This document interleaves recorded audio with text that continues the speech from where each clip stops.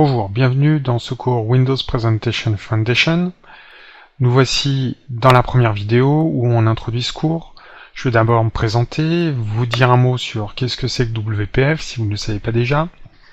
On va regarder le plan de formation, évoquer la certification Microsoft 70511, dire quel est le public concerné et les connaissances requises pour suivre au mieux cette formation, présenter en quelques mots l'étude de cas, et enfin donner des liens et une bibliographie pour aller un peu plus loin dans ce cours, si tout ce que je vous dis n'est pas suffisant.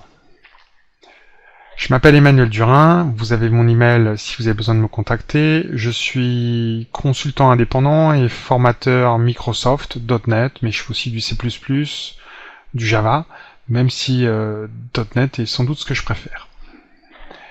Je participe à des projets, je fais un peu de conseils en développement, un peu d'architecture.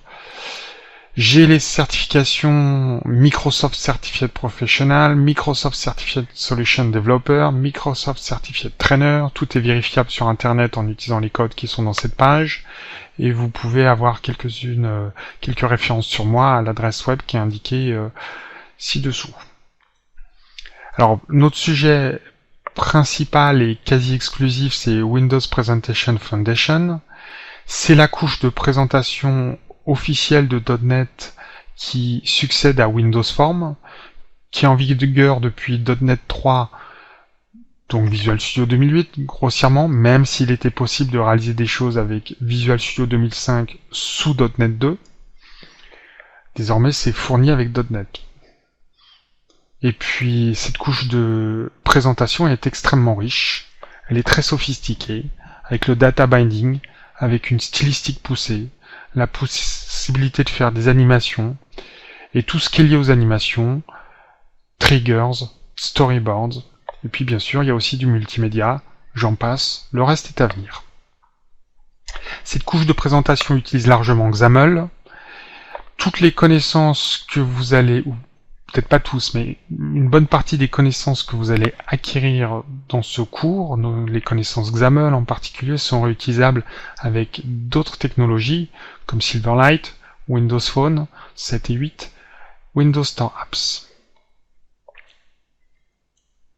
Le plan que nous allons suivre. Après cette présentation générale, nous allons regarder comment faire une IHM avec Visual Studio et XAML, regarder ce que sont les ressources et les styles, utiliser le data binding pour faire la liaison de données avec l'IHM, utiliser les items control pour présenter un objet avec une structure d'affichage semblable et bien sûr des données différentes, nous intéresser de près au pattern architectural model view model qui est quasiment indissociable de XAML, glisser et déposer des données d'un composant à l'autre, voire vers une autre application. Pour donner une meilleure réactivité à l'IHM, nous allons regarder les tâches de fond et comment ça s'utilise en WPF. Un mot bien sûr sur la localisation-globalisation et l'utilisation du Multilingual Toolkit pour traduire automatiquement nos applications, ainsi que WPF Localize Extension, qui est aussi un framework open source. Ensuite, dans le chapitre 10, nous regarderons comment faire des contrôles personnalisés, puis comment faire du dessin et des impressions à la main avec les graphiques 2D. Nous allons ensuite animer l'IHM. Nous regarderons ensuite comment on peut intégrer du WPF dans Windows Forms, ou bien le contraire, quand il s'agit de faire de la réutilisation.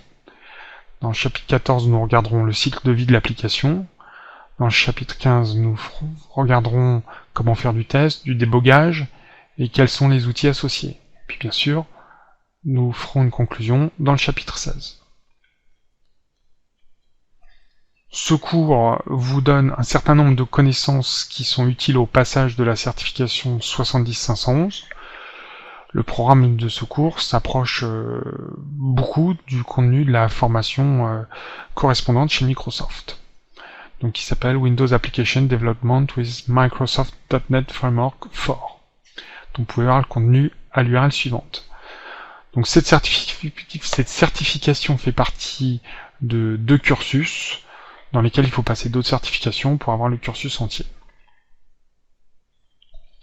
Quel est le public concerné par ce cours? Bien sûr, les développeurs ou programmeurs, les chefs de projet, les architectes, et toute personne qui est capable de regarder un peu de code, s'y intéresser. C'est ça le plus important dans ce cours. Quelles sont les connaissances requises pour bien suivre ce cours? Eh bien sûr, il faut connaître le langage C# de manière préférable, mais si vous connaissez VB.NET, vous n'aurez aucun problème à porter vos concepts, ce sont exactement les mêmes, et éventuellement vous pouvez ne pas connaître de langage .NET, ce qui demandera un peu plus d'acuité de votre part, mais qui vous permettra de suivre le cours si vous êtes assez à l'aise avec Java ou pourquoi pas C++. Au cours de ce cours, nous regarderons une petite étude de cas que nous développerons au fur et à mesure, qui sera, pour ainsi dire, vide. Ça sera un Enterprise Resource Planning, donc un progiciel, comme on dit, appelé ERP+, qui sera pas totalement développé, on s'intéressera pas du tout à l'aspect base de données, notamment. Et il y aura de nombreuses démonstrations qui seront liées à ce logiciel, mais il y en aura aussi de nombreuses qui n'y seront pas liées. Chez Alform, vous trouverez de nombreuses autres formations qui permettront d'étendre votre connaissance après celle-ci. En voici quelques exemples. Et enfin, et plus particulièrement, des formations qui sont orientées autour de .NET. Voilà.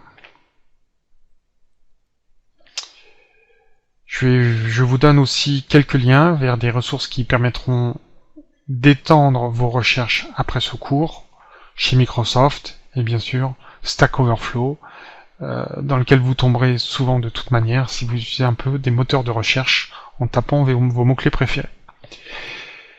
Et puis enfin, si vous êtes un adepte de la lecture du soir ou de la lecture dans les moyens de transport, il y a cet excellent livre, Programming WPF, de Chris Sales et Ian Griffiths, qui est ma lecture de chevet depuis de nombreuses années. Je n'ai cessé d'y retourner, de le corner et le jaunir. Alors, je vous préviens tout de suite, c'est un livre assez gros, assez complet, beaucoup de détails, comme dans tout WPF, qui est une technologie extrêmement riche, mais le livre sonne juste. Voilà, je vous remercie pour votre attention sur ces quelques planches, et maintenant, il est pour nous temps de commencer les choses pratiques.